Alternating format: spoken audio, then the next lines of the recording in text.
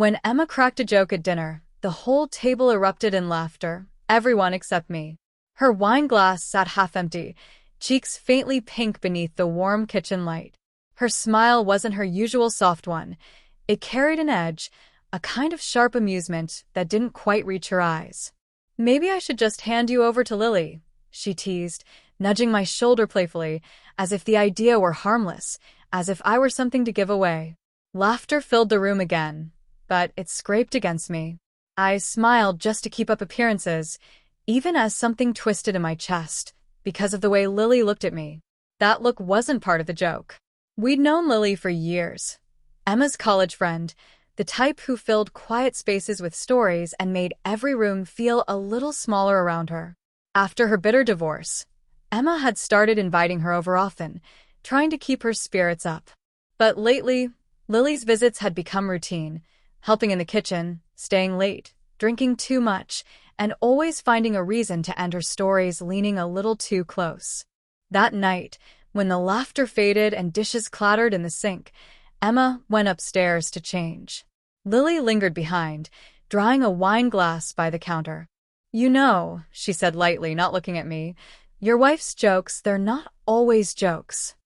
Her voice was playful, but there was something else beneath it, something I didn't want to name. I didn't respond. I just stared at the drink in my hand, feeling a slow heat rise under my collar. The weeks that followed blurred together. Emma kept tossing those same barbed jokes about Lily. "You two should just go out," she'd say with a laugh. "At least she listens."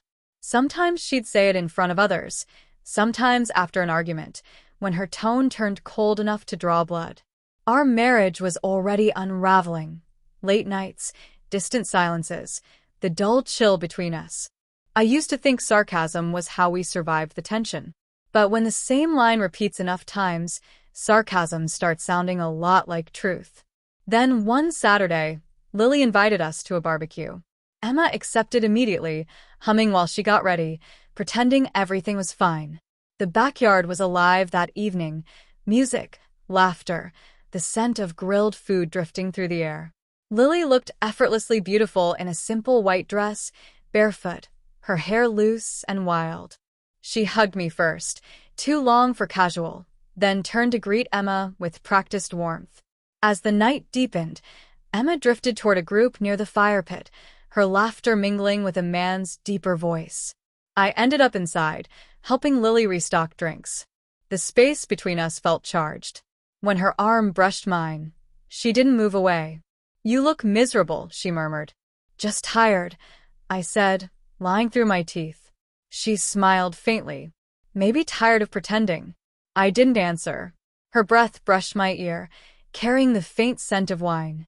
The world seemed to shrink, the hum of the refrigerator, the pounding in my chest, her nearness. Then Emma's voice sliced through the air. "Well, isn't that something?" she said from the doorway. Her tone was a strange mix of amusement and ice. Lily jerked back, startled. Emma's smile was tight, gleaming with venom. "You two make quite the pair," she said. "Maybe you should just go home together." Her words landed like knives dressed as jokes. A few people laughed awkwardly, unsure if she was serious. But I saw the bitterness in her eyes. And something in me cracked. "Maybe I will," I said quietly. The laughter died instantly. Emma froze. "What?" "You've been saying it for months," I replied evenly. "Maybe it's time I listened." The room went silent. Even the music outside felt distant. I set my glass down, nodded once to Lily, and walked toward the door. For a moment, I thought Emma would stop me, tell me it was another joke, that she didn't mean it. But she just stood there, pale and wordless. Lily followed me out. We walked halfway down the street before either of us spoke. "You weren't serious, right?" she asked finally. "I don't know," I admitted.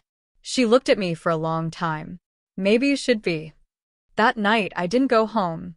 I checked into a small seaside hotel, staring at the ceiling, replaying every word. The truth was messy. I didn't love Lily. I didn't even want her. What I wanted was to stop being the joke in my own marriage. Emma's teasing had turned affection into humiliation, and somewhere along the line, I'd started believing I deserved it. The next morning, my phone buzzed with missed calls and messages. None of them said, "Come home." Just sharp fragments like "real mature" or "hope you're happy." Then one message from Emma froze me. "You actually left. I didn't think you had it in you." Something about those words, half disbelief, half contempt, lit a fuse. For years, I'd been patient, forgiving, quiet. I thought love meant enduring every wound.